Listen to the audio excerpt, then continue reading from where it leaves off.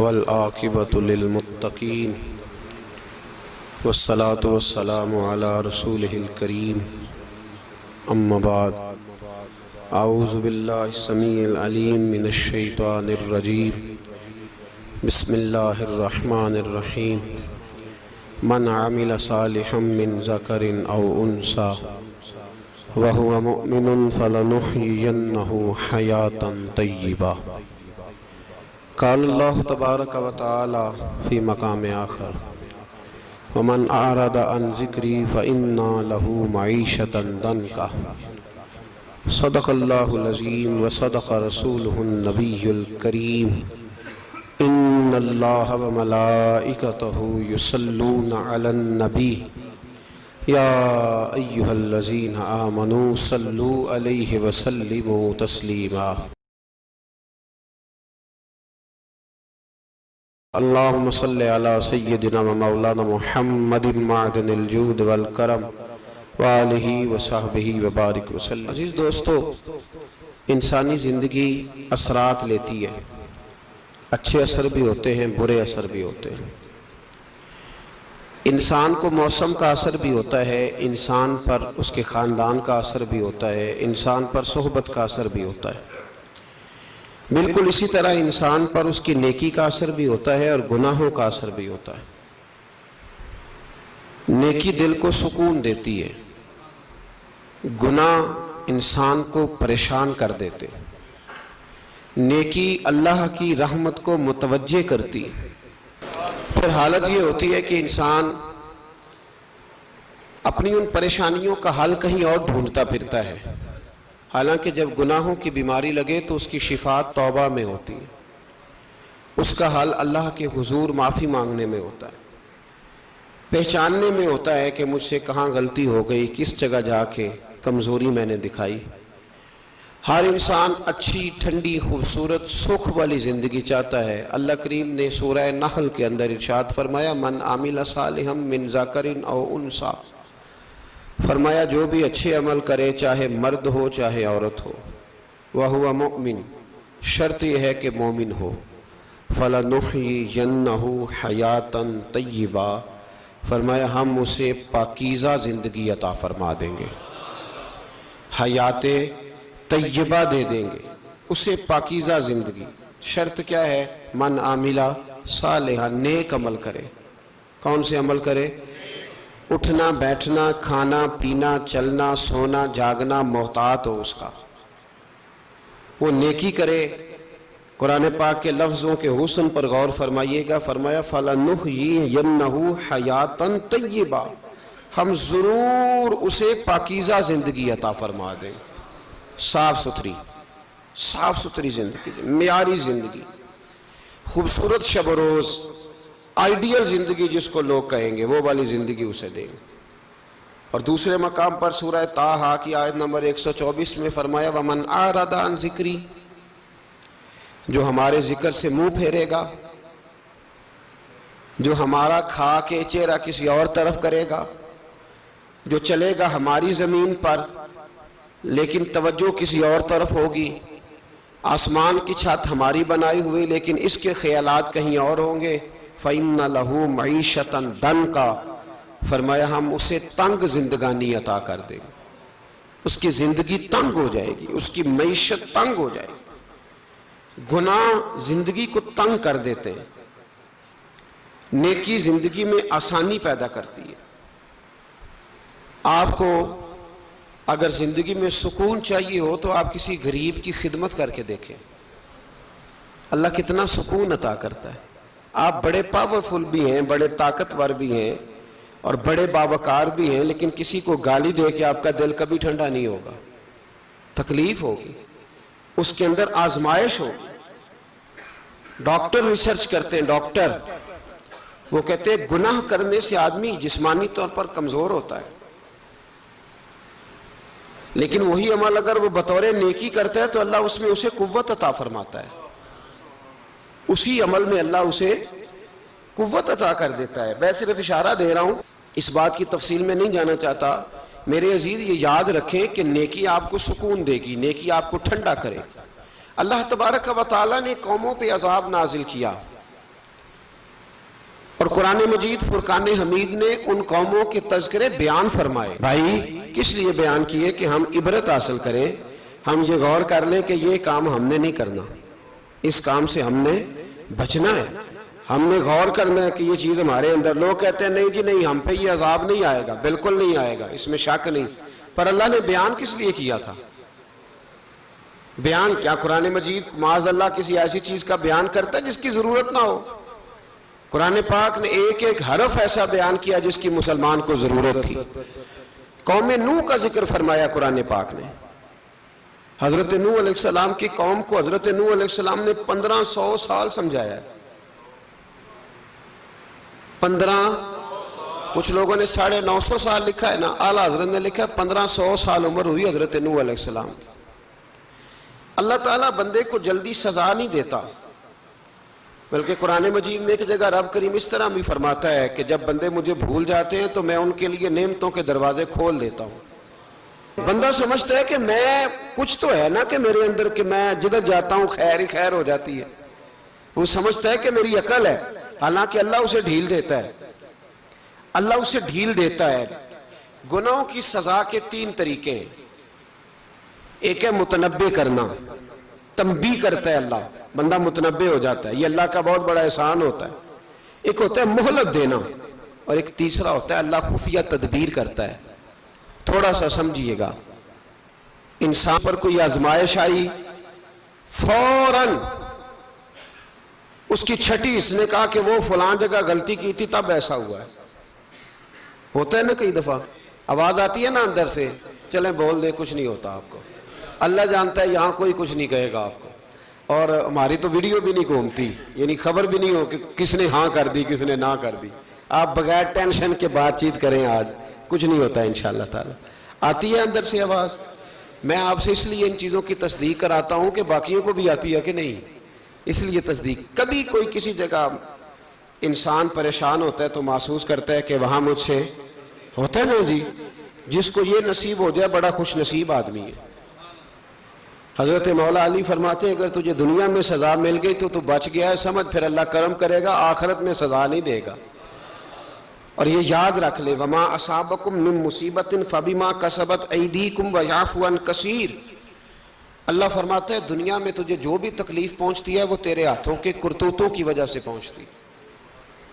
ویعفو عن کثیر، فرمایا کثیر گناہ تو میں ویسے ہی معاف کر دیتا ہوں. یہ جو تیری زندگی میں دکھ ہے نا، یہ بھی میری قلیل سزائیں ہیں. یہ کثیر پر سزا، یہ قلیل ہے قلیل. یہ جو تمہاری زندگی میں تکلیفیں، انسان کو سزا ملتی. حضرت فضیل بن عیاض رحمۃ اللہ تعالی علیہ گھوڑے پہ بیٹھے تھے، گھوڑا شرارت کرنے لگ گیا، اچھلنے لگ گیا، کودنے لگ گیا. تو حضرت فضیل بن عیاض نیچے اترے، ایک کونے میں جا کے نماز کی نیت باندھ لی، 2 رکعت نماز پڑھی، پھر دیر تک استغفار پڑھتے رہے، روتے رہے، دعا کرتے رہے. واپس آئے، خادم عرض کرنے لگے حضور سمجھ نہیں آئی، گھوڑے نے تھوڑی سی شرارت کی، وہ بدکا ہے، آپ نے اس کو چھوڑا ہے اور چھوڑ کر کے آپ نماز میں لگ گئے. تو حضرت فضیل بن عیاض فرمانے لگے جب بندہ اللہ کی نافرمانی کرتا ہے نا تو جو چیزیں اس کی فرما بردار ہوتی ہیں وہ اس کی نافرمانی کرنے لگ جاتی. تو مجھے محسوس ہوا تھا کہ میں نے کہیں اللہ کی نافرمانی کی ہے، اس لیے ایسا ہوا ہے کہ میرے گھوڑے نے میری، تو میں توبہ کرنے لگا ہوں. اور اب دیکھتا ہوں بیٹھ کے بھلا کیا ہوتا ہے. میں نے سچی توبہ، حالانکہ مجھے یاد نہیں کہ میں کہاں بولا، پر کھری اور سچی توبہ کی. دوبارہ گھوڑے پہ بیٹھے تو گھوڑا بالکل صحیح ہو کے ساتھ چلنے لگ گیا. میرے بھائی جب یہ تنبیہ ہے اللہ کی طرف سے، یہ متنبع کیا جاتا ہے کہ تو بعد آ جا. بہت ساری جگہوں پہ انسان کو وقتی طور پر اگر سزا مل جائے، نبی پاک علیہ السلام کی خدمت میں ایک صحابی آئے. بات مضبوط کر دوں، واقعہ سنایا ہے نا تو کچھ لوگ سمجھتے ہیں کہ یہ واقعہ ہے، تو میں ایک حدیث پاک امام بہقی کی لکھی ہوئی عرض کرتا ہوں. نبی پاک علیہ السلام کے ایک صحابی آئے اور ان کا سر پھٹا ہوا تھا، خون بہ رہا تھا. سرکار نے فرمایا کیا ہوا؟ عرض کی حضور ایک عورت جا رہی تھی، میری نظر پڑی، ابھی نظر پڑی ہے کہ میرے آگے ستون آ گیا تو میرے سر پہ لگ گیا. نبی پاک صلی اللہ علیہ وسلم نے فرمایا تیرے لیے خوشخبری ہے، اگر دنیا میں تیری غلطی کی تجھے سزا ملی ہے تو پھر رب تجھے قیامت میں سزا نہیں دے گا، پھر اللہ قیامت میں سزا بعض گناہ ایسے ہیں جن کی یہاں بھی سزا ملے گی اور وہاں بھی ملے، لیکن میرے بھائی پہلی بات یہ ہے کہ اللہ تعالیٰ اس غلطی کی یہی سزا دے لے، اور دعا فرمائے اللہ تبارک و تعالیٰ یہاں بھی معافی عطا فرمائے وہاں بھی معافی عطا فرمائے، اللہ درگزر ہی فرمائے۔ لیکن میرے بھائی ایک تو یہ سزا، ایک سزا یہ ہوتی ہے کہ انسان جب گناہ کرنے لگتا ہے تو اللہ نعمتوں کے دروازے کھولتا ہے، مہلت دیتا ہے۔ 500 سال تک فرعون کو مہلت دی، کتنے؟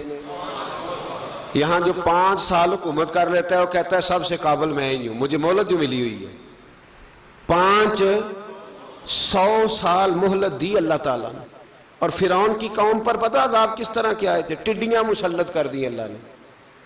یہ گھومتی نہیں چھوٹی سی، ہم اپنی زبان میں اس کو کچھ لوگ مختلف ناموں سے یاد کرتے ہیں، کوئی مکڑی کہتا ہے، کوئی کچھ کہتا ہے، مسلط کر دی، جاتی نہیں۔ ان پر بنی اسرائیل کے ان مقابل جو فرعون کی قوم تھی ان پر الزام اس طرح کا عذاب آیا کہ مینڈک مسلط کر دی اللہ تعالیٰ۔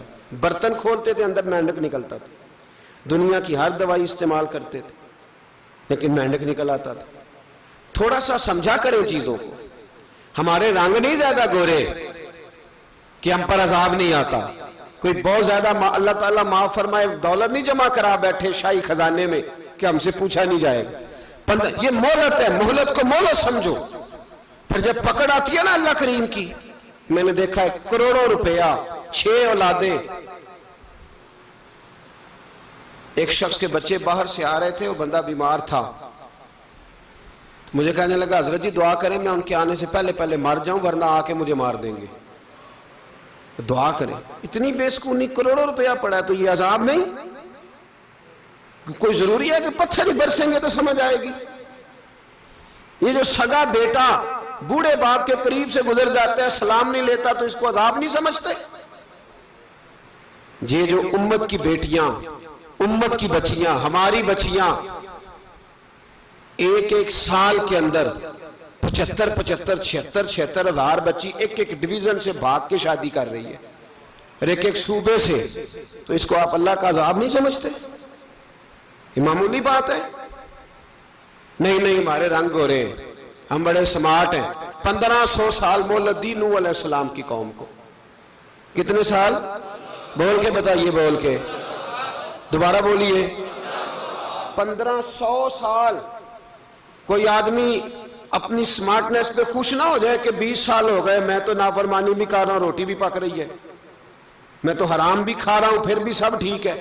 1500 سال مہلت دی، پھر حضرت نوح کہنے لگے اللہ میں نے تو بڑا سمجھایا نہیں باز آتے، تو رب کریم نے فرمایا کشتی بناؤ۔ اللہ کے پیغمبر کشتی بنانے لگے تو قوم مذاق اڑانے لگ گئی۔ اب کیا کرنے لگے ہو؟ اب کشتی بنانے لگے ہو، خیر تو ہے، قوم مذاق اڑا رہی ہے حضرت نوح علیہ السلام کا۔ آپ نے کشتی بنائی، پانی کہاں سے نکلا؟ نہ بارشیں ہوئی نہ سیلاب آئے، ایک تندور تھا اس کے اندر سے پانی نکلنا شروع ہو گیا۔ کبھی تندور سے بھی پانی نکلا ہے، پر جب نکالنے والا چاہتا ہے تو وہاں سے بھی ایک تندور سے پانی نکلا، اتنا نکلا اتنا نکلا اتنا نکلا کہ قوم ساری ڈوب گئی۔ قرآن مجید کے صفحات شہادت دیں گے کہ حضرت نوح کی قوم کا بچہ بہ گیا، بچے صرف وہ تھے جو حضرت نوح کے ساتھ ہو گئے، تباہ ہو گئی۔ اللہ بے نیاز ہے، بے نیاز۔ 1500 سال مہلت ملے اور تو پھر بھی کہے رب بڑا کریم ہے معاف کر دے گا۔ 1500 سال تجھے گنجائش دے اور تو کہے کوئی نہیں، بات معافی ملنی چاہیے ابھی بھی۔ میرے بھائی حضرت صالح علیہ السلام کی قوم، حضرت صالح نے تبلیغ شروع کی تو کہنے لگے پہلے معجزہ دکھاؤ۔ جی آج تو نہیں لوگ معجزے مانگتے، آج بھی لوگ کرامتے اور معجزے، اللہ معاف کرے، جو چیزیں معجزہ تو ہو نہیں نہ سکتا، لیکن آج بھی لوگ، آپ یقین کریں، کہتے ہیں یہ بڑی نمازیں پڑھتا ہے تو پھر بخشا کیوں نہیں گیا، پھر کیوں نہیں منو سلوا کیوں نہیں اترا اس پر، پھر میں بھی اسی طرح ہی ہوں، کیا اس کے اندر خوبی آ گئی؟ مولوی بھی ویسے ہی ہے، صوفی بھی ویسے ہی ہے، لوگ مانگ نہیں رہے، لوگ دلیلیں مانگ نہیں رہے، ابھی بھی لوگ بحث نہیں کرتے، کیا فرق آ گیا جی؟ ویسے ہی ہیں سارے۔ اللہ تعالیٰ سے ڈرنا چاہیے، ہمیں سامنے والے کی طرف دیکھ کر صحیح ہونے کا حکم نہیں ہے، ہمیں اپنی اصلاح کا حکم ہے، اپنی طرف دیکھ کے اپنے آپ کو ٹھیک کرنے کا۔ الزام لگا کے گزر جانا اس کا کوئی مطلب، سنو اور یاد رکھو۔ حضرت صالح علیہ السلام سے کہنے لگے پہلے معجزہ دکھائیں، تو حضرت صالح علیہ السلام نے فرمایا اونٹ کہاں سے پیدا ہوتے ہیں؟ کہا اونٹنی کے بطن سے۔ فرمایا آؤ میں تمہیں پہاڑ کے اندر سے اونٹنی پیدا کر کے دکھاتا ہوں۔ کہاں سے؟ پہاڑ کے اندر سے۔ حضرت نوح ساتھ لے کے گئے تو پہاڑ کے اندر سے اونٹنی نکلی، اور اونٹنی بھی گابن تھی، اس کے پیٹ میں بچہ، اور اونٹنی اتنا دودھ دیتی تھی کہ ساری بستی دودھ پی جاتی تھی، پھر بھی دودھ بچ جایا کرتا تھا۔ لیکن حضرت نوح علیہ السلام نے فرمایا اب تم نے دیکھ تو لیا یہ اسے، یہ جتنا دودھ دے گی روٹی بھی اتنی کھائے گی، ایک دن تم سارے پانی پیو گے، ایک دن یہ سارا پانی پیا کرے گی، ایک دن تم سارے باقی جانوروں کو گھاس کھلاؤ گے، ایک دن یہ اونٹنی، اور اونٹنی کا نام کیا؟ ناقۃ اللہ، اللہ کی اونٹنی۔ کس کی اونٹنی؟ نام کیا ہے؟ اللہ کی، یہ اللہ کی اونٹنی ہے۔ تو حضرت نوح علیہ السلام کی اونٹنی فرمایا اس کی بے ادبی نہ کرنا۔ باز نہیں آئے لوگ، باز نہیں آئے، کہنے لگا جی دودھ دینا تو ٹھیک ہے، پر یہ جو سارا پانی پی جاتی ہے نا یہ صحیح نہیں، یہ جو ساری گھاس کھا جاتی ہے یہ نہیں ٹھیک، دودھ دینا تو ٹھیک ہے پر یہ نہیں صحیح۔ آپ نے فرمایا اسے کچھ نہ کہنا، اللہ کی اونٹنی ہے۔ میں کہا کرتا ہوں ان لوگوں نے ناقۃ اللہ کی بے ادبی کی، حضرت نوح علیہ السلام کی اونٹنی کی ٹانگیں کاٹ دی، صالح علیہ السلام کی۔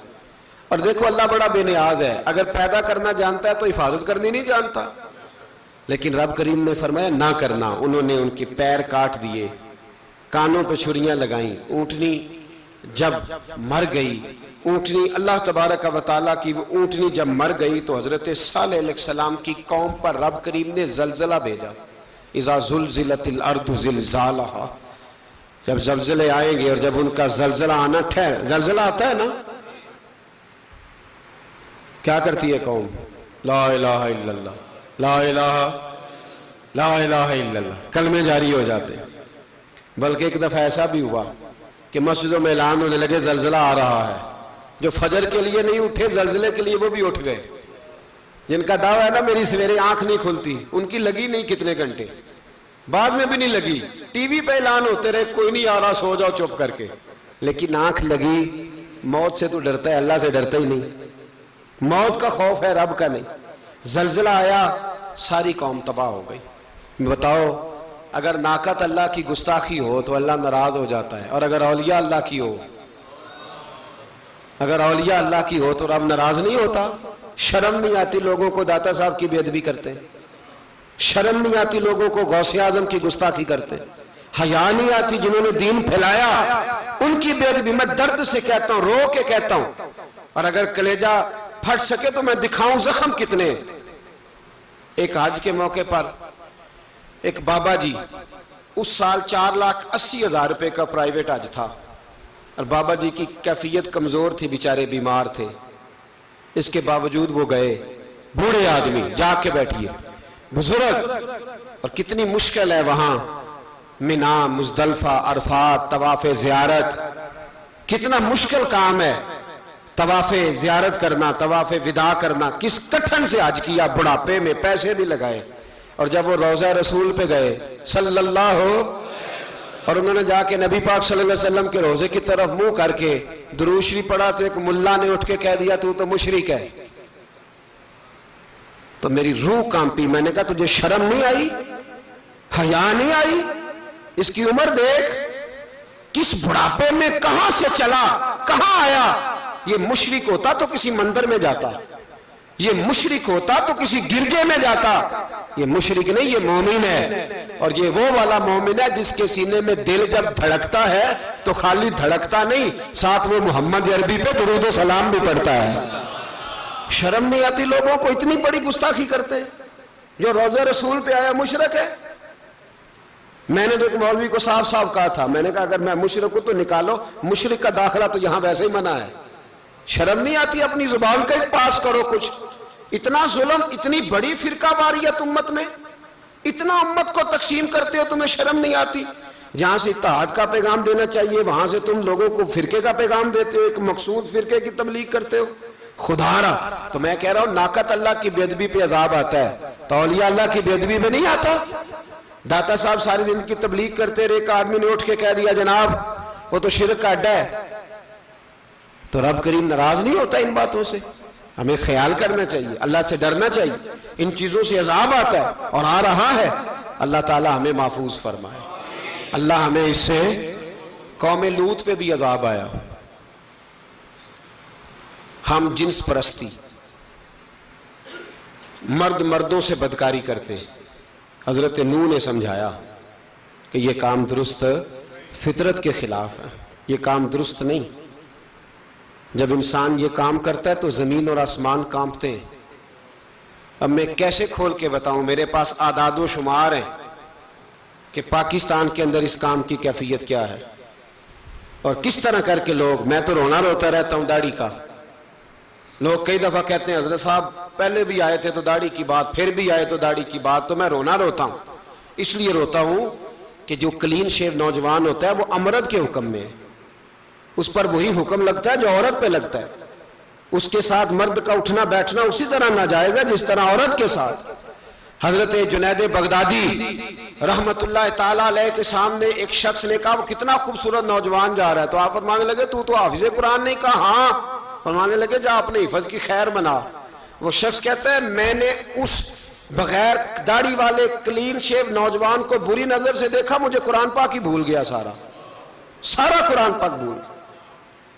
اور کتنے سال میں دعائیں کرتا رہا, بیت اللہ کے طواف کرتا رہا, میں یاد بھی کرتا تو نہیں ہوتا. کیسے اب تو ہمارا نعت کہاں بیوٹی پارلر سے ہو کے آتا ہے, ہم کسی اور کو کیا پیغام دیں. وہ پیغام, وہ نظام, وہ طریقہ کار جس کا حکم تھا شریعت میں, قوم لوط پر عذاب آیا. صحیح بیٹھتے ہوں گے بچے جو موٹر سائیکلوں پہ بیٹھتے ہیں. میں نے گجرانوالہ کی سڑکوں پہ بچوں کو, نوجوانوں کو جو تماشے کرتے سر عام دیکھا ہے تو مجھے ڈر لگتا ہے. اور کوئی روکنے والا نہیں, شغل ہو رہا ہے, ہنس رہے ہیں, اور سامنے عورتیں بھی ہیں, سب ہو رہا ہے. کتنی تکلیف کی بات. حضرت نوح کی قوم یہ کام کرتی تھی, قرآن پاک نے بیان کیا ہے. حضرت نوح نے سمجھایا, فرمایا رب کریم نے تمہیں اپنی خواہش پوری کرنے کے لیے جائز طریقہ عطا فرمایا, عورتوں سے نکاح کرو, اور اس نکاح کی برکت سے جو اللہ تمہیں اولاد دے گا اس کو اللہ تبارک و تعالیٰ تمہارے لیے باعث بخشش بھی فرمائے گا. لیکن جب قوم نہ مانی تو جو قوم میں لوط کا عمل کرے اس کا علاج قرآن نے بیان فرمایا کہ آسمان سے پتھر برسیں گے. پھر پتھر برسے اور جن کے بڑے بڑے اچھے دماغ تھے ان کے دماغ چکنا چور کر دیے گئے, تباہ کر دیے گئے, ان کے دماغ زمین پر بچھاڑ دیا گیا. اللہ مہلت دیتا ہے لیکن اس کا مطلب یہ نہیں کہ انسان توبہ ہی نہ کرے. حضرت شعیب علیہ السلام کی قوم پر بھی عذاب آیا, اس لیے کہ بددیانتی کرتی تھی, ناپ تول میں کمی کرتی تھی. میں نے کہا تھا شب قدر کی رات کہ یہ کوئی تماشا ہے کہ شب رات آئی تو ساری رات روتے رہے, یا اللہ معاف کر دے, یا اللہ معاف کر دے, رو رو کے چیخے مار مار روئے. شب قدر آئی تو پھر چیخے ماری, ساری رات روئے. تو جس بندے کا پروگرام ہی نہیں سویرے بدلنے کا, دکان پہ بیٹھ کے پھر وہی ناپ تول میں کمی, پھر وہ اللہ تعالیٰ معاف کرے. میں ایک مضمون پڑھ رہا تھا تو وہ فوڈ کے اسپیشل لوگ تمہیں لکھا تھا مہربانی کرو ملاوٹ ہی اچھی چیز کی کر لو, مرچ میں کیری تو نہ ملاؤ اینٹوں کی, وہ تو بیمار کرتی ہے, وہ تو خون کی آنتوں کو روک دیتی ہے. وہ کہنے لگا, اور وہ کہتا ہے میں تمہیں بتاتا ہوں کون کون سی چیز ملائی جا سکتی ہے, وہ ملا لو. خدا را اس قوم پہ رحم کرو, مہربانی. ایک دوست ہے ہمارے, میں وزیر آباد میں ان کے گھر بیٹھا تھا تو ایک میڈیکل, میرا کسی شخص پہ اعتراض کرنے کا میں مجموعی بات کرتا ہوں. میں ایسے ڈاکٹروں کو جانتا ہوں جو اللہ تعالیٰ فضل کرے سچ مچ کے نیک ہیں, اچھے لوگ. تو بچے کا میڈیکل سٹور ہے, تو والد بیمار ہو گیا, تو کہتا ہے ابا جی ڈاکٹر صاحب نے کہا آپ کو ڈرپ لگنی ہے. تو سگے باپ کو ڈرپ لگانے لگا تو باپ کیا کہتا ہے پتر تیری مہربانی مینوں کوئی اصلی لائی, وہ نہ لائیں جڑی لوکاں نو لانا ہے. اب وہ پیار سے سنا رہا ہے بات. میں نے اسے کہا کہ یہ تو ڈوب مرنے کا مقام ہے نا, ڈوب مرنے کا مقام, کہ جس ملک کے اندر دوائی بھی صحیح نہ بکے, اصلی نہ ملے دوائی بھی, اور پھر وہ قوم کہے کہ ہم نے تو پورے روزے رکھے, ہم نے تو بڑا صدقہ اور خیرات کیا, دوائی بھی اصل نہ ملے. جناب شعیب علیہ الصلوۃ والسلام کی قوم ناپ تول میں کمی کرتی تھی تو اللہ تبارک و تعالیٰ نے ان پر بتا عذاب کس طرح کا بھیجا، شدید گرمی ہوئی۔ اللہ ہمیں محفوظ فرمائے، سارے آمین کہہ دیا۔ دیکھیں کتنا اچھا موسم کر دیا رب کریم، اللہ ہمیں محفوظ فرمائے، اللہ رحمت فرمائے۔ شدید گرمی کی لہر آئی، باہر اتنی گرمی ہوئی کہ لوگ اپنے گھروں میں گھس گئے۔ جس طرح سورج کی شعاعیں گھروں کے اندر داخل ہو جاتی، اس طرح گرمی کی لہر اندر داخل ہوئی۔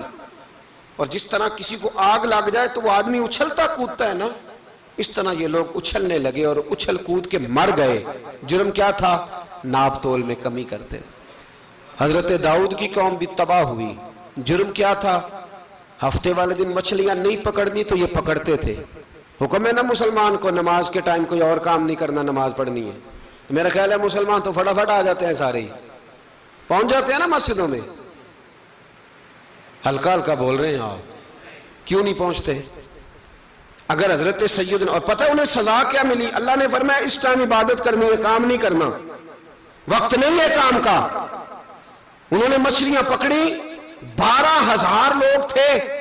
پتہ ہے مالک نے سزا کیا دی؟ بندر بنا دیا اللہ کریم۔ قرآن مجید کا پہلا سپارہ پڑھے، فَجَعَلْنَاهَا نَكَالًا لِمَا بَيْنَ يَدَيْهَا وَمَا خَلْفَهَا۔ اللہ فرماتے ہیں پچھلوں کے لیے بھی عبرت بنا دیا، بعد والوں کے لیے بھی عبرت، نشان عبرت بنا دیا۔ بندر بن گئے، اور جو ان کے دوست جو بچ گئے تھے ان کے پیر چومتے تھے، روتے تھے۔ 3 دن بندر بن کے زندہ رہے، پھر اللہ نے سب کو اجتماعی موت دے دی۔ اگر مسلمان سے اللہ کہے کہ نماز کے ٹائم کاروبار نہیں، جمعے کے ٹائم کاروبار، تو مسلمان کہتا ہے نہیں مجھے مہلت ملی ہوئی ہے۔ یہ تو اس وقت پتہ چلتا ہے نا جب بچے ڈیوٹی لگاتے، ہاں ہاں ہاں عذاب آتا ہے، اس وقت پتہ چلتا ہے۔ میں نے دیکھا یہ منظر، اس وقت پتہ چلتا ہے جب بچے کسی ملازم 6,000 کی ڈیوٹی لگاتے، کہتے ہیں ابے کا دھیان رکھنا، ہم دکان پہ بیٹھنے لگے۔ پھر اسے سمجھ آتی ہے اگر میں نماز کے ٹائم مسجد میں ہوتا تو آج میری اولاد میری خدمت میں ہوتی۔ میں نماز کے ٹائم مسجد نہیں گیا تو بچوں نے 6,000 کا ملازم بٹھایا ہے، ابا جی کا خیال رکھ، ایک نرس بلائی ہے تو خیال رکھ۔ کدھر ہوتے ہیں مسلمان نماز کے ٹائم؟ ایک عیسائی نے اعتراض کیا ہے، سنیں، وہ کہتا ہے مجھے لگتا ہے مسلمانوں کے 3 خدا ہیں۔ مسلمان اڑ گیا، کہنے لگا نہیں ہمارا تو ایک ہے، کہا نہیں 3 ہے، معاذ اللہ استغفر اللہ، ہمارا ایک ہے۔ کہنے لگا نہیں میں ثابت کرتا ہوں، ایک تمہارا خدا 5 نمازوں کا ہے، ایک رمضان کا ہے، ایک عید کا ہے۔ لگتا ہے معاذ اللہ عید والا زیادہ تگڑا ہے، تم زیادہ آتے ہو۔ رمضان والا لگتا ہے اس سے کچھ کمزور ہے، تم تھوڑے آتے ہو۔ اور 5 نمازوں والا شاید سب سے کمزور ہے۔ بات عقل کی ہے کہ نہیں؟ اس نے اعتراض ٹھیک کیا تو مسلمان کو چاہیے نا خیال کرے۔ ایک یہودی نے لکھا تھا، اس نے کہا تھا جس دن مسلمانوں کی تعداد فجر کی نماز میں اتنی ہو گئی جس دن جتنی جمعے میں ہوتی ہے، اس دن نہ کوئی یہودی سازش کرے گا نہ کوئی عیسائی تلوار نکالے گا۔ شرط یہ ہے کہ یہ اسی طرح فجر پڑھنے آئیں جس طرح جمعہ پڑھنے آتے ہیں، تو پھر کوئی شخص بھی ان کو کسی جگہ شکست دے سکتا تو اپنے ہمارے گناہ ہمیں پریشان کرتے۔ یہ جتنی آزمائشیں ہیں ان کے پس منظر میں گناہ ہیں۔ ہماری زندگی کے اندر جتنی تکلیفیں، ہماری پریشانیوں کا سبب ہم خود ہیں۔ بہت ساری جگہوں پہ ہم غلطی کرتے ہیں، اس کی ہمیں سزا ملتی، غلطی کی سزا۔ ایک نوجوان نے مجھے بڑی گہری بات سنائی، میرا قریبی تعلق تھا، کہنے لگا گھر میں بڑا مسئلہ ہے، بڑی پریشانی ہے، ماں اور بیوی کا ماحول اتنا سخت ہو گیا ہے کہ نمٹ نہیں سکتا۔ آپ یقین کریں میں نے ڈیٹیل سے ساری چیز کو سٹڈی کیا، میرے پاس اتنا وقت نہیں ہوتا، پھر بھی میں نے اس فیملی کو پورا پڑھا تو غلطی نوجوان کی نکلی۔ نہ اس پہ اماں اعتبار کرتی ہے نہ بیوی اعتبار کرتی ہے۔ اس نے جھوٹ بول بول کے اس طرح کی ماحول پیدا کر دیا ہے کہ کوئی اس پر اعتماد کرنے کو تیار ہے۔ اگر آپ ناراض نہ ہو تو ایک بات کروں، پتہ ہے گھر میں ماحول کب خراب ہوتا ہے؟ باہر والے ہماری تقریر سنتے ہیں، گھر والے ہمارا عمل دیکھتے ہیں۔ جب وہ دیکھتے ہیں نا کہ یہ کس طرح کا شخص ہے، اس کے رویے، اس کا کردار، اس کا لب و لہجہ کتنا برا ہے اور یہ کردار کا کتنا کمزور ہے۔ اعلیٰ حضرت فرمایا کرتے تھے نیک وہ ہوتا ہے جس کی تنہائی صاف ستھری ہوتی ہے، اس لیے ماحول بگڑ جاتا ہے۔ یہ جو ہم کہتے ہیں نا میرے سجن بڑے بنتے ہیں پھر ٹوٹ جاتے ہیں، کچھ لوگ ایسے ہوتے ہیں جو ان کے پاس جاتا ہے انہی کا ہو جاتا ہے۔ وہ کہیں اور کے قابل کیوں بھلا؟ اس لیے کہ ان کے کردار میں ٹھنڈک دیکھتا ہے، ان کے لب و لہجے میں مٹھاس دیکھتا ہے، اس شخص میں اتنی خوبصورتی دیکھتا ہے کہ اسی کا بن جاتا ہے۔ حضرت ابراہیم بن ادم کے پاس ایک نوجوان آیا، کہنے لگا میں گناہ کرنا چاہتا ہوں۔ فرمانے لگا بالکل کر، اللہ کا دیا ہوا رزق کھانا چھوڑ دے اور گناہ کر۔ کہنے لگا یہ نہیں ہو سکتا۔ فرمانے لگے چل پھر اس طرح کر، رب کی زمین پہ نہ رہ، کسی اور کی زمین پہ چلا جا۔ کہنے لگا یہ بھی نہیں ہو سکتا۔ فرمانے لگے چل اللہ کی چھت سے نکل جا۔ کہنے لگا یہ بھی نہیں ہو سکتا، تو آپ رو پڑے۔ فرمانے لگے پھر جناب اسرائیل جب آئیں تو ان سے کہنا مجھے 2-3 سال کی مہلت دے دے، پچھلی میری گناہوں میں گزر گئی، میں ذرا 3 سال عبادت کر لوں۔ تو وہ شخص بھی رونے لگا، کہنے لگا حضور وہ مہلت نہیں دیتے، وہ جب لینے آتے ہیں تو پھر لے کے اللہ تعالیٰ نے جب انسان بنانا چاہا نا تو جناب جبریل کو کہا مٹی لے کے آ زمین سے۔ حضرت جبریل نے مٹی پہ ہاتھ ڈالا تو باقی کی مٹی رونے لگ گئی، اسے جدا نہ کر۔ تو جناب جبریل چھوڑ کے چلے گئے۔ حضرت میکائیل کو بھیجا، مٹی لا، مٹی پہ ہاتھ ڈالا تو باقی کی مٹی رونے لگ گئی، چھوڑ کے چلے گئے۔ جناب اسرائیل کو بھیجا، مٹی پہ ہاتھ ڈالا تو باقی کی رونے لگ گئی، چھوڑ کے نہ جاؤ۔ تو حضرت اسرائیل فرمانے لگے تیرا رونا دیکھو کہ رب کا حکم دیکھو۔ وہ لے گئے، جب پیش کی تو رب کریم نے فرمایا اسرائیل جان نکالنے کی ڈیوٹی بھی تیری، تو مٹی کو لے آنا، باقی مٹی روتی بھی رہے تو روتی رہے، جب میرا فیصلہ آ جائے تو پھر اس میں کوئی گنجائش، ہم کھاتے بھی اللہ کا ہیں، نافرمانی بھی اس کی کرتے، زمین پہ بھی اس کی چلتے ہیں، نافرمانی بھی اس کی کرتے، حکم کسی اور کا مانتے، چھت پہ رب کریم کی رہتے۔ اس طرح نظام نہیں چلتا۔ میرے بھائی یاد رکھ لو، گناہوں کی سزا ملے گی، زندگی تنگ ہو جائے، یہاں بھی آزمائش ہوگی اور وہاں بھی۔ میں نے درس پہ کہا تھا، پھر بات کہتا ہوں، یہ میں اپنے لیے کہہ رہا ہوں، توجہ ہے میری بات پر۔ دعا فرمایا کرے کہ جو کچھ ہم نظر آتے ہیں اللہ ہمیں ویسا بننے کی توفیق بھی عطا فرما۔ اللہ ویسا بننے کی، یہ مشکل معاملہ ہے، مشکل۔ دیکھیں نا ایک آدمی سیاستدان ہے، اس نے بڑے اچھے نعرے لگائے، انقلاب آ جائے گا، میں غریب کا بھلا کر دوں گا، میں یتیموں کے سر پہ ہاتھ رکھوں گا، میں مجبوروں کی مدد کروں گا، میں دکھیوں کی مدد کروں گا، مزدوروں کو۔ اس نے اچھے اچھے نعرے سکھائے، اچھا اس نے پیغام دیا، اندر اس کے یہ تھا کہ اقتدار ملے گا تو مرضی کروں گا۔ لوگ اس کے گرد بھی گئے، اس کی گاڑی کے پیچھے بھی بھاگے، لوگوں نے اس کے نعرے بھی لگوائے، جیب سے پیسے لگا کے اس کے پوسٹر بھی شائع کیے، لوگ اس کے گرویدہ ہو گئے، لوگوں نے پوری، اور میری قوم نے تو بیچاری نے کئی دفعہ دھوکے کھائے، جس نے نعرہ لگایا غریب اسی کے پیچھے مسیحا بن کے چل پڑا۔ آج دھوکہ دے لیا، لوگوں کو پیچھے لگا لیا۔ یہ بتاؤ اگر راز کھل جائے، اگر راز کھل جائے کہ یہ دھوکہ دے رہا ہے، یہ فریب کر رہا ہے، تو لوگ اس کا کیا حال کریں گے؟ یہ راز قیامت میں کھل جائے گا، قیامت میں یہ راز یہ کھل جائے گا، یہ دھوکے باز تھا۔ اذا زلزلت الارض زلزالہا، جب زلزلہ آئے گا جیسے اس کا آنا ٹھہرا، واخرجت الارض اثقالہا، زمین اپنے بوجھ باہر نکال دے گی۔ اس سے مراد کیا ہے کہ زمین پہ جو جرم ہوئے زمین بتا دے گی، باہر نکل آئے۔ وقال الانسان ما لہا، انسان کہے گا اسے کیا ہوا، یہ تو سب کچھ بتا رہی، بوجھ باہر نکال دے گی۔ ایک آدمی پیر طریقت بن کے بیٹھ گیا، جبہ کبہ پہن کے بڑی پگڑی باندھ کے بیٹھ گیا، اچھی اچھی نیک باتیں بتانے لگا، لوگ اس کی دست بوسی کرنے لگے، ہاتھ چومنے لگے، پیچھے لگ گئے، خدمت کرنے لگے، جیب سے نذرانہ دینے لگے، اس کے نام پر لوگ اپنی جیب سے لنگر پکانے لگے، خانقاہ کی خدمت ہونے لگی، مہمان اس کے آتے، نوکری کوئی اور کرتا۔ میں نے کہا تھا شاید اپنے لیے کہہ رہا ہوں، ڈیوٹیاں لوگ کرنے لگے، حالات بدلنے لگے، لیکن اس کے اندر تو چور تھا، وہ تو دکاندار تھا، تو یہاں جو اس کے پیچھے لگے تھے وہ تو سچے تھے، انہیں تو اجر ملے گا، لیکن اس کا جب راز کھلے گا تو بڑی رسوائی ہوگی، اس کا جب راز کھلے گا تو بڑی۔ ایک میری طرح کا دیندار تھا، جو چہرے کا تو نیک تھا، اندر پتہ نہیں کیا کچھ تھا۔ ایک طوائف گزر رہی تھی، اس نے اس کو تبلیغ کر دی، کہنے لگا بس کر دے، سیانی بن جا۔ تو کسی دانشور میں لکھا ہے اس نے بڑا سخت جواب دیا اس عورت نے، کہنے لگی بابا میں تو جو ہوں وہ نظر بھی آ رہی ہوں، تو بتا جو تو نظر آتا ہے وہ تو ہے کہ نہیں؟ اس بندے نے چیخ ماری اور بے ہوش ہو کے گر پڑا. تو لوگوں نے کہا بابا آج کسی صوفی کا کلام سنا ہے جو بے ہوش ہو گیا؟ تو اس نے کہا نہیں، آج طوائف کی بات سنی ہے، طوائف کی.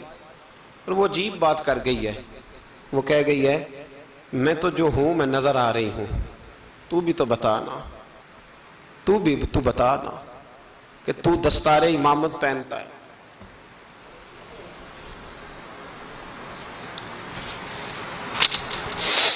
تو بتا، تو جو کہلاتا ہے تو وہ ہے کہ نہیں؟ یہ وقال الانسان ما لہا، یہ راز قیامت میں کھلے گا. ہم جو کچھ بتا رہے ہیں نا اپنی زبانوں سے، ہمیں اپنے گناہوں کا احساس ہونا چاہیے. ایسا نہ ہو کہ جب سزا ملے تو پھر اس طرح کی ملے کہ دوبارہ کسی کو کوئی منہ دکھانے کے قابل نہ رہے. میرے بھائی یاد رکھیں اور سمجھیں، گناہ انسان کی زندگی کو تنگ کرتے ہیں. میرے نبی پاک علیہ السلام نے فرمایا جب تو جھوٹ بولتا ہے تو تیرے فرشتے کرامن کاتبین سائیڈ پہ ہو کے کھڑے ہو جاتے ہیں. جب تو زنا کرتا ہے تو تیرے اندر سے ایمان نکل جاتا ہے. اور نبی پاک علیہ السلام نے فرمایا جب میری قوم میں ناانصافی عام ہو جائے گی تو قتل بھی عام ہو جائے گا. اور سن لو لکھ لینا یہ حدیث دل کی تختی پر. نبی پاک علیہ السلام نے فرمایا جب میری قوم میں بے حیائی اور بدکاری عام ہو جائے گی تو 2 سزائیں اللہ دے گا. ایک تو جوان موتیں آئیں گی، جوان بچے کچھ بھی نہیں دیکھا چلے گئے. اور دوسری سزا اللہ یہ دے گا کہ ایسی بیماریاں آئیں گی جن کا علاج نہیں ملے گا، ایسے امراض پھوٹ پڑیں گے. اگرچہ میں آپ کو ایسی تقریر بھی سنا سکتا تھا جس پہ آپ بہت زیادہ محظوظ ہوتے، پر میں نے اس جمعے میں ایسا موضوع چنا ہے جس کا ہمیں خاص ضرورت ہے. بھائی دیکھیں تو صحیح، کہیں ایسا تو نہیں کہ ہم ان عیبوں میں مبتلا ہیں. میرے نبی کریم علیہ السلام نے فرمایا جب تم نیکی کا حکم دینا اور برائی سے منع کرنا چھوڑ دو گے پھر اللہ تم پر ظالم حکمران مسلط کرے گا. اور اگلے لفظ اس سے بھی زیادہ سخت ہیں. محبوب فرمانے لگے پھر تمہاری نیک لوگ دعائیں بھی کریں گے تو اللہ وقتی طور پر ان کی دعاؤں کو بھی قبول نہیں فرمائے گا. اس لیے کہ تم لوگوں نے نیکی کا حکم دینا اور بھلائی سے روکنا چھوڑ دیا. عزیزو یاد رکھو جب گناہ عام ہوتے تو پھر حالات بدلتے اور لوگوں کو سزا ملتی ہے ان کے گناہوں کی. بلکہ یہاں تک لکھا ہے کہ نیت خراب ہو تو سزا شروع ہو جاتی. کیا خراب ہو؟ بولیے گا. نیت بھی خراب ہو تو سزا.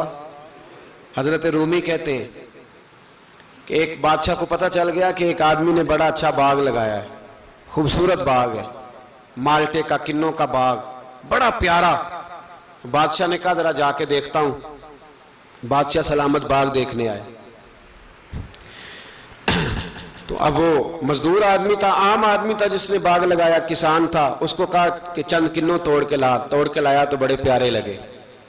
1-2 اور لایا، کھائے، بڑے میٹھے، بڑے پیارے، بڑے توانا، بڑا مزہ آیا. تو بادشاہ کے دل میں خیال آیا کہ اس پہ قبضہ نہ کر لوں باغ پہ. ہمارے ہاں نا کرائے پہ دکان دیتا نا مالک، تو جب کسی غریب کی چل جاتی ہے کہتا ہے تو خالی کر، میں نے خود ڈال لی ہے. چل گئی نا اس کی. حالانکہ رزق اپنے اپنے نصیب کا ہے، رزق اپنے اپنے نصیب کا ہے، جس کو اللہ تعالیٰ چاہتا ہے عطا کرتا ہے. تو اس کو کہا کہ اور توڑ کے لا. اور دل میں خیال ہے کہ یار اتنا اچھا باغ ہے، قبضہ کر لیتے ہیں. ہماری حکومتیں قبضہ کر لیتی ہیں کہ جو چیز اچھی لگ جائے. اب وہ کسان 2-3 کنوں توڑ کے لایا، اس نے کھائے تو کھٹے نکلے، ترش تھے. کہنے لگا تجھے کیا ہو گیا ہے؟ تو بندہ بڑا صاحب دل تھا، کہنے لگا میں تو ٹھیک ہوں، آپ اپنی نیت سے پوچھیں کہیں خراب تو نہیں ہو گئی. تو کنوں میں بھی اس کا اثر آ گیا ہے. اپنی نیتیں بگڑ جائیں نا، نیتیں. اب ایک بات کہنے لگا ہوں، غور سے سننا. جب تک 2 بھائی اکٹھے کاروبار کرتے ہیں نیت ہوتی ہے کہ ہمارا گھر چلے گا، تب تک اللہ برکت دیتا ہے. اور جب اپنی اپنی جیبیں سمیٹنے لگ جاتے ہیں نا کہ یہ میرا 5,000 ہے، آج میں گیا تھا اگرائی کرنے، یہ میرا 10,000 ہے، آج میں نے محنت زیادہ کی. جب وہ ٹٹولنے لگتے ہیں پھر اس دکان سے بھی برکت اٹھ جاتی ہے، پھر وہاں سے بھی برکت چلی جاتی ہے. فَإِنَّ لَهُ مَعِيشَةً ضَنْكَ. فرمایا جب تو منہ پھیر لیتا ہے پھر تیری زندگی اللہ تنگ کر دیتا، پھر وہاں سے بھی برکت خوبصورتی اثر اٹھ جاتا ہے۔ ایک سنار نے گلی میں ایک یتیم چھوٹے سے بچے کو گھومتے دیکھا تو سنار بے اولاد تھا، بچے کو اٹھا کے گھر لے آیا۔ 18 سال اس بچے کی پرورش کی، اس کو پالا پوسا جوان کیا۔ سنار کے پاس وہ دکان پہ چلا جاتا، وہ کئی دفعہ دکان پہ رہتا، کئی دفعہ گھر میں رہتا۔ ایک دفعہ وہ دکان پہ تھا، بچہ گھر تھا، 18 سال کا جوان، اس کی بیوی اکیلی تھی۔ وہ جس نے ماں بن کے پالا تھا اس نے اسی پہ حملہ کر دیا، اس کا بازو بری نیت سے تھاما، بیوی چیخی۔ تھوڑی دیر گزری تو وہ نوجوان پیروں میں بیٹھ گیا، کہنے لگا اماں پتہ نہیں مجھے کیا ہوا۔ شام کو سنار آیا، بیوی چیخنے لگی، چلانے لگی، کہنے لگی آج عجیب بات ہوئی، جس کو میں نے جگر کا خون دے دے کے پالا اسی نے گندی نظر ڈالی۔ سنار محو حیرت ہے، بیوی کا خیال تھا کہ لاٹھ اٹھائے گا، ڈنڈا اٹھائے گا، نوجوان کو مارے گا، لیکن وہ رونے لگ گیا۔ اس نے کہا آج اس نے میرا بازو تھاما ہے، جانے کیا کیا ہے؟ پریشان ہونے لگ گیا، سجدے میں گر گیا، کہا تو بتاتا کیوں نہیں؟ تو وہ سنار کہنے لگا اس کی غلطی نہیں، 18 سال کے بعد آج مجھ پر بھی شیطان سوار ہوا تھا۔ ایک عورت آئی تھی، وہ اپنے بازوؤں میں چوڑیاں پہننا چاہتی تھی تو میں نے بھی گندی نظر سے ہاتھ ڈالا تھا، رب کریم نے مجھے فوراً اس کی سزا دی۔ جن کے گھروں میں بیٹیاں ہوتی ہیں ان کی نظریں گندی نہیں ہوتی، جو بیٹیوں کے باپ ہوتے ہیں، جو بہنوں کے بھائی ہوتے ہیں، ان کی نظریں گندی۔ اور اگر تو ٹیلی فون کرتا ہے، تو کسی عورت کے ساتھ تعلق رکھتا ہے تو یہ بات لکھ لے، امام فخر الدین رازی 1، علامہ اسماعیل حقی 2، مولانا جلال الدین رومی 3، امام خازن 4، امام جلال الدین سیوطی 5 حدیث کے استاد اور محدث لکھتے ہیں کہ اگر تو کسی پر گندی نظر ڈالے گا تو تیرا گھر بچ سکتا، یاد رکھ نہیں بچے گا، اس لیے کہ تیری نظر کسی کی بیٹی کو بیٹی سمجھ تاکہ تیری بچی کا پردہ قائم رہے، کسی کی بہن کو۔ یہ کیا بات ہوئی کہ تو جتنا مرضی گند معاشرے میں پھیلاتا رہے تیرا گھر بچا رہے؟ یہ کیسے ہو سکتا ہے؟ فَإِنَّ لَهُ مَعِيشَةً ضَنْكَ، اللہ فرماتے ہیں زندگی تنگ ہو جائے گی تیرے لیے مشکل، تو ڈھونڈتا پھرے گا کہ میں مرنے کو جگہ تلاش کروں۔ سچی توبہ کرے، کھری توبہ کرے۔ یہ گناہ انسان کو مجبور کر دیتے ہیں۔ حضرت عبداللہ بن مبارک رحمت اللہ تعالیٰ علیہ، ان کے سینکڑوں شاگرد تھے، ایک شاگرد کے انتقال کا وقت آیا تو گھر گئے ملنے۔ آپ کہتے ہیں میں نے زور لگا لیا پر اس کی زبان پر کلمہ جاری نہیں ہوا۔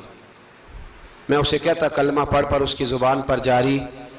اللہ اکبر، بہت بڑی نعمت ہے، دعا فرمائیں اللہ ایمان کی موت عطا فرمائے، ایمان کی موت دے اللہ کریم، ایمان کی موت دے۔ ایسے بھی لوگ دیکھے ہیں، مسجد نبوی ہے، رسول اللہ کا شہر ہے، سر سجدے میں ہے، روح پرواز کر گئی، روح پرواز، کتنا نصیبوں والا ہے، کتنا نصیبوں والا ہے کہ مسجد نبوی میں سر سجدے میں رکھا ہے اور اللہ تبارک و تعالیٰ نے محبوب کے قدموں میں موت عطا فرمائی۔ تو حضرت عبداللہ بن مبارک کہتے ہیں میں نے اس کو کہا کلمہ پڑھ تو اس کی زبان پہ جاری نہیں ہوتا۔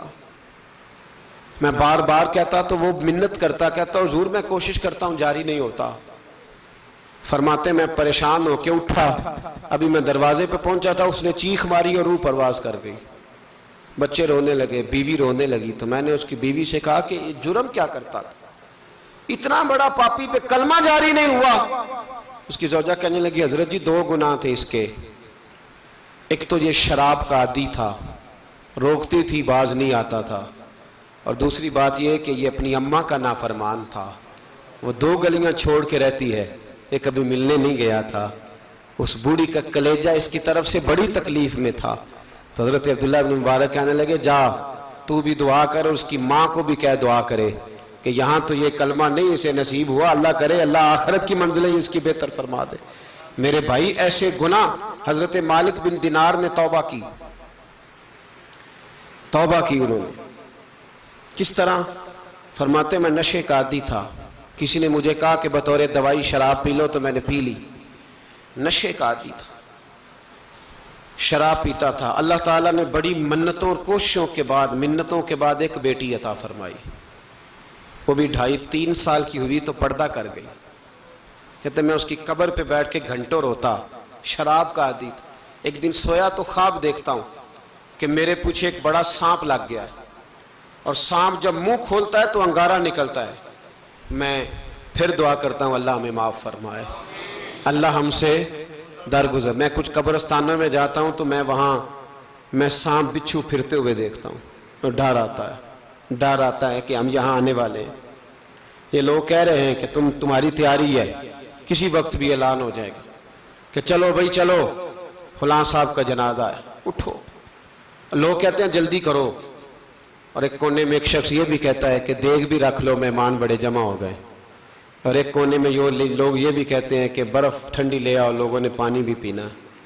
پہلے اعلان ہوتا ہے کہ فلاں فوت ہو گیا, پھر اعلان ہوتا ہے جنازے کا ٹائم ہو گیا, پھر اعلان ہوتا ہے جنازہ اٹھایا جائے گا, اور پھر بات ختم ہو جاتی ہے. پھر کل من علیہ فان, پھر کوئی نہیں پوچھنے آتا. ختم ہو گئے, قصہ ہی ختم ہو گیا. ان لوگوں کی کہانی مٹ گئی, ختم ہو گئے. بڑے بڑے کنج کلا, کوئی پوچھنے والا نہیں. موت کا راج ہے, راج ہے موت کا راج. موت راج کرتی ہے بس, اور کسی کا راج نہیں. وہ راج کرتی ہے, جدھر جاتی ہے اسی کا راج ہے, راج کر رہی ہے. تو حضرت مالک بن دینار کہتے ہیں قبرستان میں نے دیکھا, میں خواب دیکھتا ہوں, بڑا اژدہا, اس کے منہ کے اندر آگ, میرا پیچھا کر رہا ہے. کہتے ہیں میں خواب دیکھ رہا ہوں. میں دوڑا, لیکن وہ اژدہا جب میں دوڑا تو میرے آگے آ کے کھڑا ہو گیا. میں مشرق کو دوڑا تو وہاں بھی آ گیا, مغرب کو دوڑا تو وہاں بھی آ گیا. جناب مالک بن دینار کہتے ہیں ایک بوڑھا شخص کمزور مجھے بچانے آیا, پر اس اژدہا نے پھونک ماری تو وہ بوڑھا آدمی دور جا گرا. کہتے میں چیختا تھا, چلاتا تھا. ایک پہاڑی پہ میں بھاگا گیا تو وہاں مجھے میری بیٹی ملی, مجھے فوت ہو گئی. وہ اس اژدہے کے آگے اس نے یوں ہاتھ کیا تو اژدہا پیچھے بھاگ گیا. میں نے بیٹی کو گود میں اٹھایا, میں نے کہا بیٹی یہ کون تھا؟ کہنے لگی ابا یہ تیرا برا عمل تھا, یہ تیرا برا عمل تھا, یہ تجھے کھا جاتا اگر میں نہ ہوتی. تو کہا یہ بوڑھا جو مجھے بچانے آیا یہ کون تھا؟ کہا یہ تیرا اچھا عمل تھا, پر کمزور بڑا تھا, تھوڑا تھا, یہ تیرے برے عمل کا مقابلہ کرنے کی ہمت نہیں رکھتا تھا. حضرت مالک بن دینار کہتے ہیں میری بیٹی نے خواب میں میری داڑھی پکڑ لی اور کہنے لگی ابا میں چاہتی ہوں تو صحیح ہو جا, ایسا نہ ہو کہ پھر تیرے پیچھے یہ اژدہا لگ جائے. حضرت مالک بن دینار کہتے ہیں جب میں سو کے اٹھا تو میری داڑھی آنسوؤں سے بھری ہوئی تھی. پھر اس کے بعد میں نے توبہ کی, اس طرح کی توبہ کی کہ پھر میں نے کوشش کی کہ دوبارہ میں اپنے رب کی نافرمانی نہ کروں. حضرت عبداللہ ابن عباس فرماتے تھے جو دنیا میں ہنس ہنس کے گناہ کرتے ہیں نا, ہنس ہنس کے, جھوٹ ہنس ہنس کے بولتے, ہنس ہنس کے لوگوں کی غیبت کرتے, فرمایا یہ جو تمہیں ہنس ہنس کے گناہ کرتے نظر آتے ہیں ان کا رونا قیامت میں دیکھا نہیں جائے گا, ان کے آنسو قیامت میں دیکھے نہیں جائے. جو ہنس ہنس کے گناہ کرتے یہ روئیں گے. فَلْيَضْحَكُوا قَلِيلًا وَلْيَبْكُوا كَثِيرًا, رب فرماتا ہے زیادہ رویا کرو, کم ہنسا کرو. نبی پاک علیہ السلام روتے تو صحابہ کہتے حضور آپ اتنا کیوں روتے ہیں؟ تو محبوب فرماتے جو میں جانتا ہوں وہ تم نہیں جانتے. بھائیو قبروں میں اکیلے جانا ہے, کبھی غور کرنا, اکیلے, کوئی بندہ ساتھ حساب دینے نہیں جائے گا. اماں بڑا پیار کرتی ہے لیکن قبر میں کبھی کوئی ماں بھی ساتھ دفن نہیں ہوتی. اپنا اپنا حساب دینا, مشکل وقت ہے, حساب کر لینا چاہیے, تیاری کر کے رکھنی چاہیے. گناہ اگر یہاں ہماری زندگی کو تنگ کریں گے تو وہاں بھی ہمارے لیے مشکلات پیدا کریں. نبی کریم علیہ السلام نے فرمایا ہے کہ اللہ بڑا مہربان ہے, اللہ بڑا کریم ہے, اللہ بڑا ستار ہے. اور یاد رکھو جب کوئی اس کی ریٹ کو چیلنج کرے, جب کوئی اس کے قانون کو توڑے, جب کوئی اللہ کی اعلانیہ نافرمانی کرے, پھر رب کریم کی غیرت کو, اس کے عدل کو جوش آتا ہے. توبہ کرے سچی, مسجد کی حاضری دیں پابندی کے ساتھ. میری آپ سے ہمیشہ یہ گزارش رہتی ہے کہ مسجد کی حاضری پابندی سے دیں. میں اپیل کرتا ہوں داڑھی رکھ لیں, یہ میرے نبی کا طریقہ ہے صلی اللہ تعالی علیہ. واپس آ جائیں, ہماری بقا نہ ہمارے دین میں ہے. کوئی نہیں ہمیں رکھے گا, کوئی نہیں رکھے گا, کوئی نہیں. میرا ایک دوست رات بتا رہا تھا کہ سعودی عرب میں ایک شخص نے 30 سال محنت کی, تو جب وہ مرا ہے وہیں اس کے گھر میں فون کیا تو اس کے گھر والوں نے کہا جناب آپ کو مشکل ہوگی ڈیڈ باڈی بھیجنے میں، وہیں دفن کر دیں، ہاں اگر اس کا کوئی پیسہ ہے تو وہ ذرا اکاؤنٹ میں بھیج دیں، بچیوں کو ضرورت ہے۔ او بھائی تو اکیلا جائے گا، تیرے لیے مشکل ہو جائے۔ اپنے بھی ساتھ یقین کریں، بچے دعائیں کرانے آتے ہیں، کہتے ہیں حضرت جی دعا کریں اللہ اماں کی سختی معاف کر دے۔ اس کا مطلب کیا ہے کہ اماں اب جائے، اب ہمارا نمبر آئے۔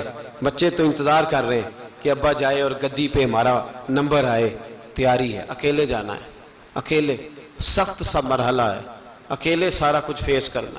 آج توبہ کریں، وہاں کے کیڑے یہاں رہ کے ماریں، اپنے ساتھ ظلم نہ کریں۔